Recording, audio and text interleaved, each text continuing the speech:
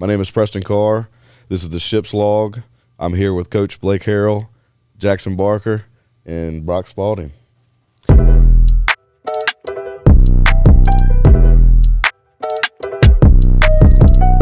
So we're introducing the Ship's Log. Ship's Log, or shortened as Log, was a book or personal journal kept for recording on the ship's course, progress, and even on navigational importance. Fun fact. They don't teach that at the Naval Academy. They did not teach me that at the Naval Academy. So. Will you tell us your story about the Naval Academy before we get going? Well, I didn't know it was military. They were telling me that. So you went to Navy prep school. Okay, yeah. And you didn't realize it was military. They made it sound like glorified football, big football. It had nothing to do with football when I got there. We didn't practice or anything. Brock, what did you think about this? I couldn't do it. Jackson was headed that way. I know. I was about to go there. You would have been there with me. I've been a B-back. Y'all would have been together. You would have been a B-back? Yeah. Goodness gracious. Preston was going to be a tackle. You're going to be a B-back. I played tight end too. Now you both play defense. I was up there playing tight end. Yeah. All right, so we're going to catch up a little bit. Bowl game victory. I thought maybe Brock Spalding would go for 250 yards. And I think everyone knew that. No, the bowl game, I think you go into those things, you don't really know. You think you're prepared, you think you're ready, but you don't know exactly the temperature of your football team, just because it's so different than a game week. Going into a game week, it's hey, 5 days and let's go play. Going into a bowl game, it's basically a whole month off and a lot of downtime. Then you're going through the activities of a bowl week. You get to go to the NHL game this year and NFL game and see the sights of DC, yep. Which is really cool, being around your teammates and around the team. But you don't know how that's leading up to preparing you for a game. And I think at the end of the day, and I said this after the game, that really that game was won upon our culture of a whole year, not just the game. And I thought it was really neat. And you get in the game, and there's some point in the game you're like, hey, we can do this. We can pull this thing out. We can go play with these guys. And I think for me that was early on. Early in the game, we drove it down and got a score, went up 3-0, and I thought from there on out, hey, we got a chance to go win a game here and just got to play well and play smart. Yep. Jackson, what was your standpoint on defense-wise? Well, just talking about the bowl game, I think it was kind of similar to NC State the year before. You run out of the tunnel and you see all the ECU fans there, and, it just felt like we had more energy than them. So that was when I felt like, we were going to get this thing done. But from a defensive standpoint, we had a bunch of just guys step up in positions that we needed to, and I think that was ultimately what got the job done. Yeah. Brock? Basically just going back to the bowl ceremony, honestly, like just the faces in that ceremony, we're all waiting for where we're going to play the bowl game and stuff. A lot of those faces weren't the same when lined up on that game day. So, just being able to process that as a team and come together and rely on the culture and fall back on stuff that we've been doing all year. I mean, I feel like we all just came together as one. Yeah. And I think, too, to Brock's point, it was different, our football team, the last game of the year, to our football team in the bowl game. And a lot of people don't give you a chance to go win that game. You're double-digit underdogs. You're without this guy. You're without that guy. None of that really mattered. It was about the team and about each other and playing for Pirate Nation, and that's what made it pretty special. I agree with that. Weird kind of question. Who do you think has the strangest pregame routine? I'm not even in there with y'all, but I would say DJ Johnson, I'm sure. Yeah, DJ, he'll be on the bus watching George Pickens crash out highlights. Really? Yeah, that's real. See, he's preparing for his crash out. I don't know. I feel like Jug has like a weird pregame routine. I mean, I feel like he'd listen to like David Goggins on the bus ride up there. I mean, we were going to the Navy, so I mean, he was going to carry the boats, he was going to carry the logs. I always enjoy watching Mike Wright in the hotel. He would... Bro, the briefcase is real. His DB, his back pedal, his brake. Yeah. Punting the ball. He was just showing everything that he can do. I mean, he was an athlete. This might not be a routine, but just seeing Sam Danka on game day, just because you'll be fully dressed. Oh, yeah. And it's like just putting his socks on. That's kind of funny. Like, I mean, he still gets out there on time and he's ready to go, but just if I was him, I don't know. I got to be prepared and get myself together. But I used to hate walking through the locker room as the defensive coordinator position coach because you're always like, hey, let's go. And you look over, and there's Sam. He's not even dressed. Everybody else is lined up at the door ready to go. And somehow he still makes it out there all the time. As the head coach now, I just avoid all that, so I don't have to deal with it. So the first time I see everybody is when they get out on the field. I feel like the Creed brothers this year, or the Law brothers, I feel like they're going to have a pretty unique ritual. I've heard some stories. I'm looking forward to it. They might just drop down in the middle of practice and go at it with each other. So I'm kind of looking forward to that. Yeah, bring a little juice to practice. That's going to be exciting for sure. I'll let them go. All right, Coach, I got some questions for you. Talk to us about this portal season, what it looks like as a coach. Yeah, it's I think there's a lot of different opinions out there. You like it, don't love it, whatever it may be. I think as a coach, you got to learn to deal with it. That's the number one issue. You deal with it, you move on, and you let it be. It's obviously different than what it was 5 years ago, what it was 10 years ago, and it'll be different a year from now. It was different this time last year. You have one portal window this year, where last year you had two. Next year they're talking about possibly moving that portal window. Who knows? So all those things are adjusting and things like that. You just got to let it be. Go with what you is best for your football team, best for your football program.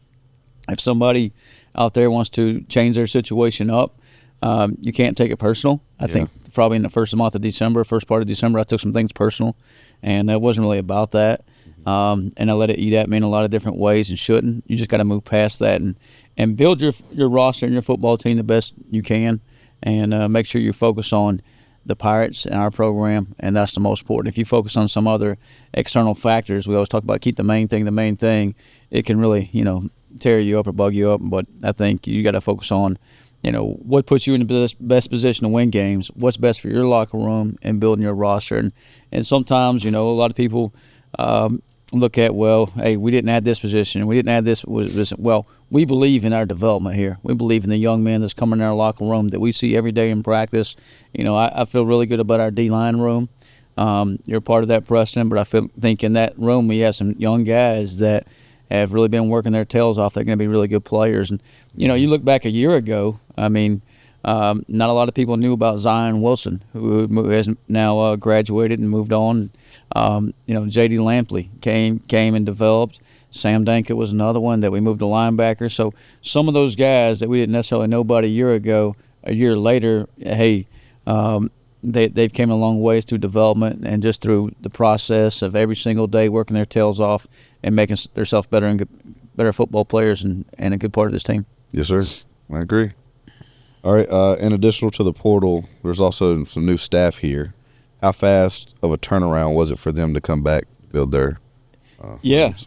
So when you're going through the time constraints of a portal window, you just talked about it different a year ago. A year ago it was in December. Mm-hmm. It was, I think, 20 days or almost 30 days, and now it's 15 days, so we cut some days out there.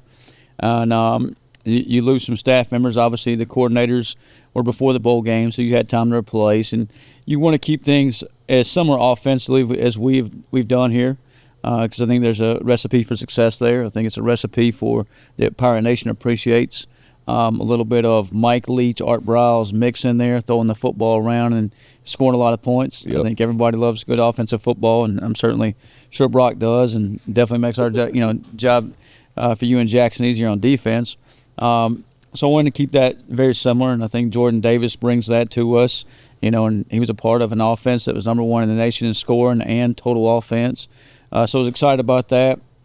And then Jordan Hankins, kind of, a year ago was a guy we had researched and I've known for a long time, and then his opportunity kind of came about and was able to kind of, grab him this time around. We had the number one defense in the conference this year, and number two in the conference was Memphis. So I thought that would be a pretty good fit there from that standpoint. And then you lose a few position coaches. This is very much like losing guys in the portal is, you got to feel good about, hey, you're doing something right if you're losing people, and they're moving on, and we called it champagne problems. Yeah. And so we lost a few coaches to Wake Forest and Duke and some other places, and you got to replace them as quickly as possible. You can't flinch. And I think it's also hard with the portal opening. You can't take your time on it. If I take my time hiring a receivers coach and Brock's coming in for a visit and there's no receivers coach here, then Brock's going to be looking around like, well, who's going to coach me? Yeah. And I think that's a huge part of to your success as a student athlete, how you can develop and how you can move forward is building that relationship with your coach and him getting to the next level or to your goals. And we had to move pretty quick. Coach Davis was helpful in that standpoint that he'd worked with our receivers coach, Juan Soto, not the baseball player. Although some days I would like to meet Juan Soto. That'd be pretty cool.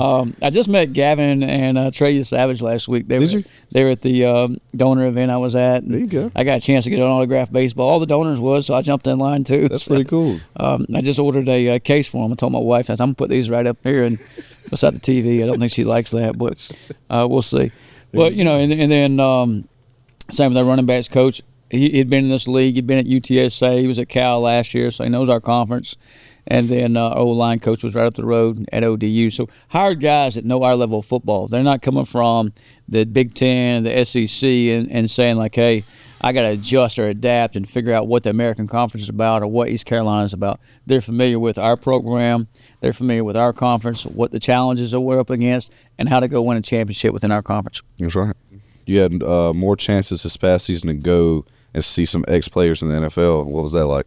That's pretty cool. And you guys were there when we got to see the Cowboys play and see Vaughn and do his thing out there. Just pretty cool to look out there and the highest level of football and see, Siobhan, saw J-Mac.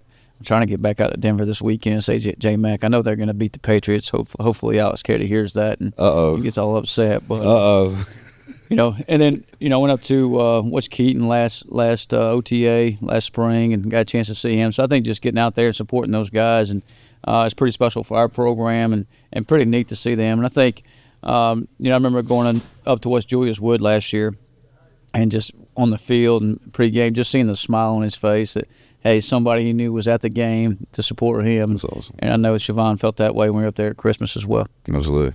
And fun fact, they're on the stadium now. Yeah. The guys, they got the posters up of them. That's pretty cool, I think, for you guys and for incoming players is to look up there and see the legends that came before them and just see those guys, NFL guys that, hey, they're on the side of the stadium knowing that, hey, that's my dream, my goals one day.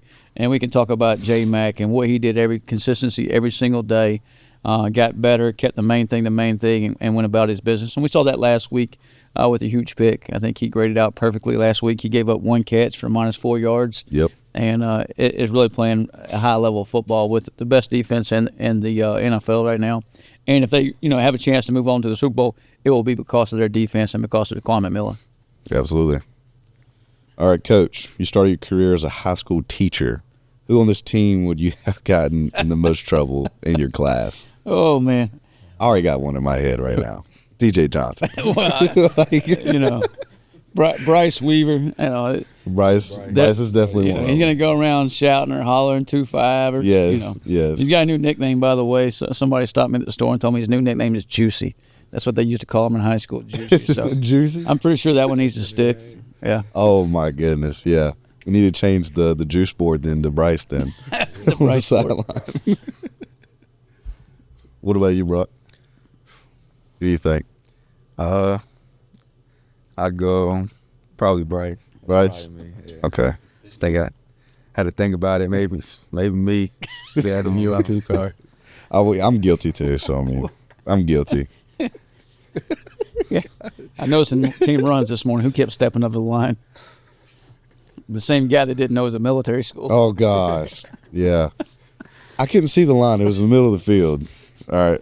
No excuse, though. All right, we're going to do a walk the plank segment right now. All right, so you either stay or walk. All right? 6 a.m. lift. You staying or walking? I like morning lifts. Like the earlier the better to me. Okay. I agree. I'm walking. You're walking? Yeah, I haven't got up for a 6 a.m. workout on my own yet. So. Really? And I tell you what's the worst thing about the February, like when we do the early morning runs, is the temperature. Yes. It ain't like getting up, it's the temperature. Yes. I mean, the older you get, like the softer you get, I guess. Feeling in your bones and joints. Like this. All right, stay or walk. Country music in the locker room. Stay. Brock, you better be careful. Stay. You like it? Stay. But game day, nah. Game day? We can't throw on a little Ain't No Love in Oklahoma by Luke Combs? Yeah, game day now. You gotta be right. No? It is a good snooze up every now and Really? Yeah. What about some Hank? George Strait? Yeah. I'm with these guys. Some weatherman. No, definitely no game day. We were just talking about summer calendar today, and the last Saturday or third Saturday in June is the Beast of the East, the big 7-on-7 tournament we do. And I say, guys, y'all realize that's also Chris Stapleton and Charlotte that night. So it is. We may have to move that day around a little bit. I don't know that, Coach. You're going? I might see you there. Or you can take my spot in the Beast of the East, and I'll go. All right. Stay or walk? Unsweet tea. Walk. Yeah, I thought there was only one kind. Sweet. Thank you. All right. Stay or walk? Rare steak. Fully rare. I mean, dude, like, you want it mooing on the plate rare. Like, wipe its butt and throw it on a plate. I don't know. If I cooked it myself, maybe. Yeah? But going out to a steakhouse, kind of scares me. Stay or walk? I'll just say walk. Walk. No. 100%. No, I'm staying on that. Medium rare, I'll stay. Yeah, I'll agree with if it's medium rare, I'm staying. But rare, that's pretty. I want to poke it and it still moves. I want to cut into it and it still moves. Chilling for 10 minutes. Have fun. Stay or walk? Read receipts. I really like reading like text messages or like what's the situation here? Like, let's say, like, yeah, like, so you text somebody and, like, the read reception thing comes up, it pops up. Do you like that, or you don't want to, like, just have it on delivered? Oh, I have it on delivered. Yeah, but would you stay or walk on? I guess walk now, right? You would walk? Yeah. So y'all would want it on delivered. Yeah. Yeah, I don't want it. Yeah. So here, and along those same lines, You have yours on for me. I do. Yeah. Because I don't know how to turn it off. I don't know. Okay. So you can see every time I send you, I read your text. Yes, I can see it exactly what time you read it. I got to fix that. Do y'all share your locations with each other?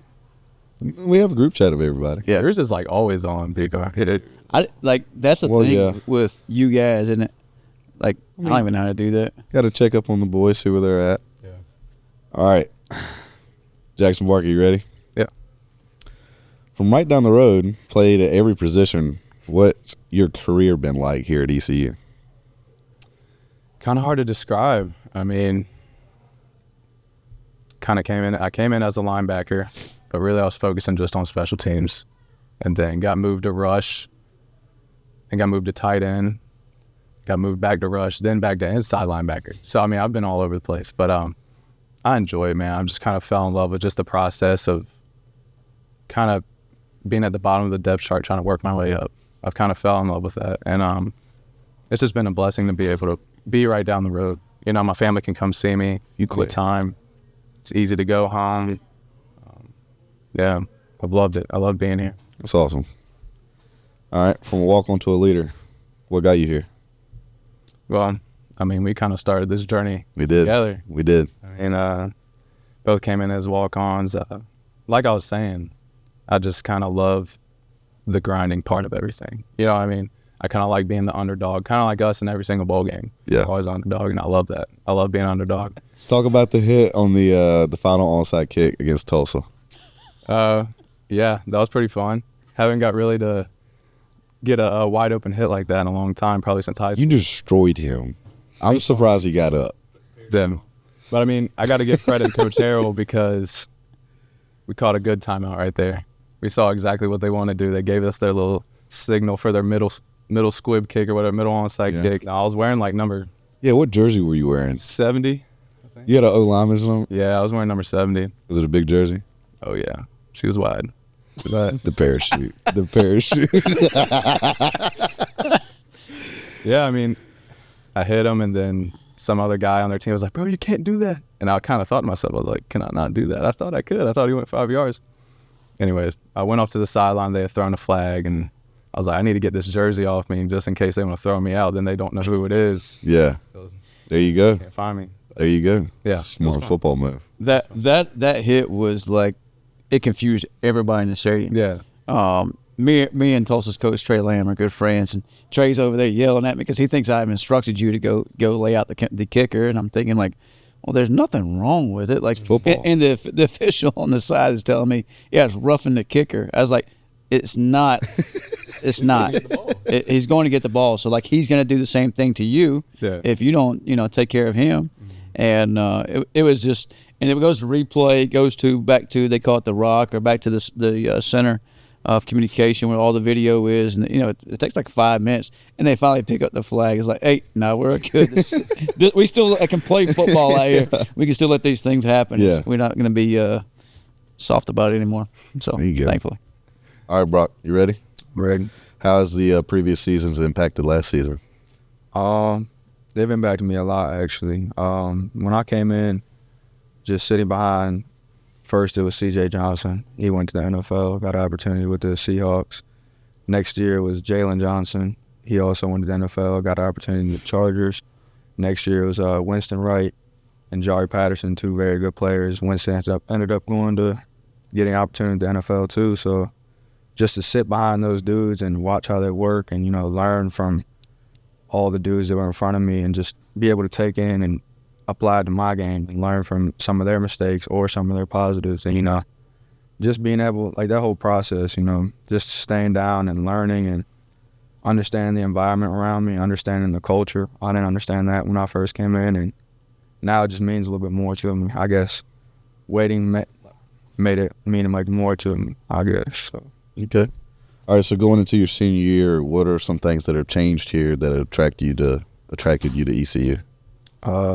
Just doubling back on the culture, really. Understanding it more, coming into my final year of the part I really have to play this year. And you got to be the culture. You got to be the culture at this point in time. This is my 5th year. This is a year I was 5th years too. So, we got to be the culture just at all times and, set the standard for the young dudes. When I was here, when I was a younger dude, looking up at these older dudes, Jaira, Big Noah, dudes like that would set the culture high. I want to take example of that and take it on and relay that to younger dudes when I was an older dude. So being in that position now, and I'm excited for it. There you go. So I don't know if you know this, Coach. Brock Spalding's TikTok famous. Oh, yeah? Yeah. How many followers do you have? I stopped posting. So, like, more than Aaron Ramsey? I think it's like 115. I lose followers by the day. He's got 115,000 followers on TikTok. But yes, I did used to post a lot in high school. You have 116,000. I never danced. You do the dancings, don't You you? never posting one hand. You got it. I thought TikTok was like for like teenage girls or something. It was, but I only posted football clips. That was the only thing I posted. So, no dances. It's funny that you're saying this. Somebody told me they knew who Brock Spalding was. I'm not going to tell you where I ran into this guy at. But he told me he knew who Brock Spalding was just from the TikTok videos. This is back in the summertime. He's like, before you ever got here, before you ever came into college, he's like, I just watched his TikTok videos from high school. He's a baller. He's telling me, I'm like, how's this guy? Like, he's on TikTok? I don't even know what TikTok is. There's one video of Brock Spalding catching the ball, in high school, going down the sideline and pointing at the camera, looking at the camera and scores. Did do that.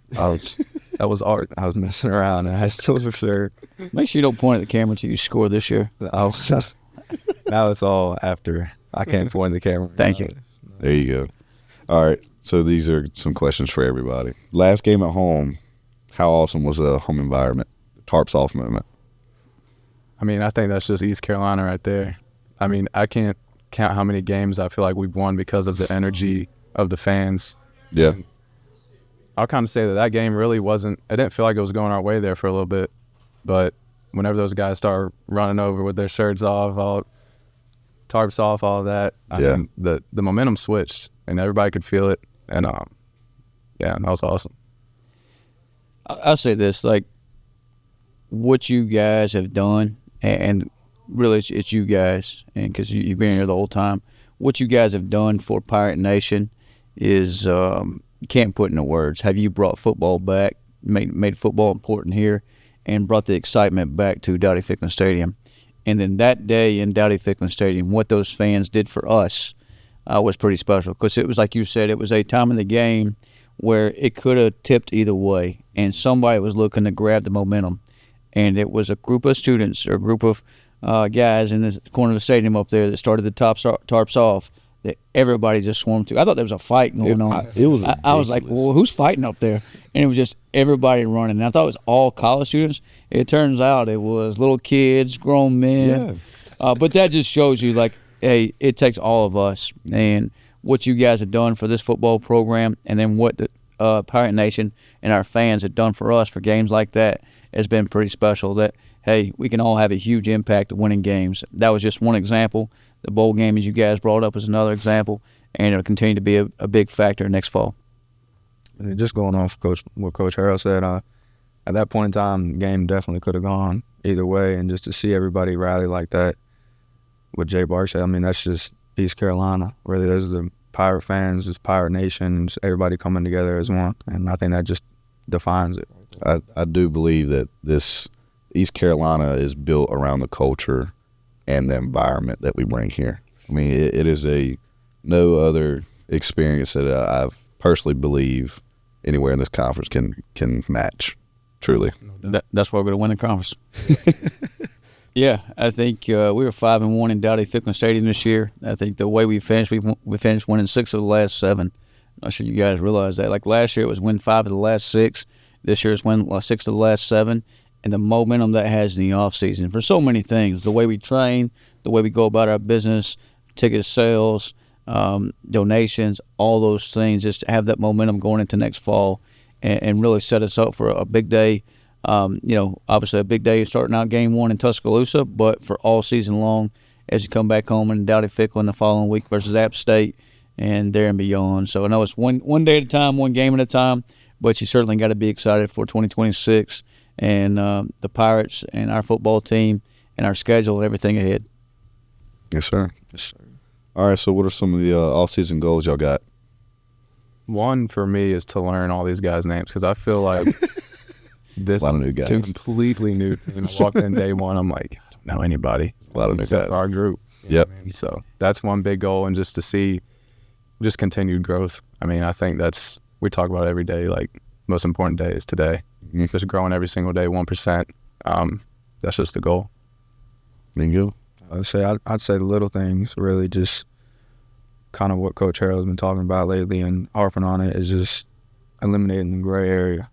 I mean, he always says all the time, either you get it or you don't. It's 4th and 2. I mean, it's either a turnover or it's not. So that relies on everything. I mean, it's either you put the weight facing up or it's facing sideways. I mean, it's either you straighten out your rack after you lift or you don't. I mean, it relays on to everything you do if you really look at it, and just building on the little things like that to make sure that when it is 4th and 2, there's not a doubt in anybody's mind on the field we're getting like or making that stop. Yeah, I agree. Coach Harrell? Yeah, I think we're just coming off the national championship the other night where Indiana wins the game, and all season long they were up against some very good teams. They beat Ohio State, they beat Oregon twice, they obviously beat Miami and made a run there and do the Big Ten, all those things. And you don't look at that football team and say that's the most talented team. You don't look at that football and say, hey, they've recruited the best or they have the most 5-stars. I think they had very few of those. But you do look at that team and say that's the best team in college football. And I think that's what we, starting this January, we're going to build over the next 7-8 months is the best team. And we got to continue to do that every single day. We got to push the needle in this program every single day to build the best team in our conference in college football so we can go reach our goals. And there's not a day we can sit back and go enjoy just the bowl game. There's we get recognized for it, but the bowl game is over. 2025 is over. It's on the 2026 and pushing the needle every single day to get the things we need done to go win next fall and pushing everybody in that direction. Yes, sir. All right, Coach Harrell, one more question. What's the best piece of life advice you've ever received? Best of life advice, I think's, pretty simple. And it's just, for me, it's all about underdog mindset, just outwork everybody and every single day and everything you do. Don't worry about all the things you can control what you can, and continue to just go keep your head down and work. And when good things come your way, keep your head down and work. When bad things come your way, keep your head down and work. And eventually, you do that long enough, it'll play out. Those tough times, they won't last, but those tough people will.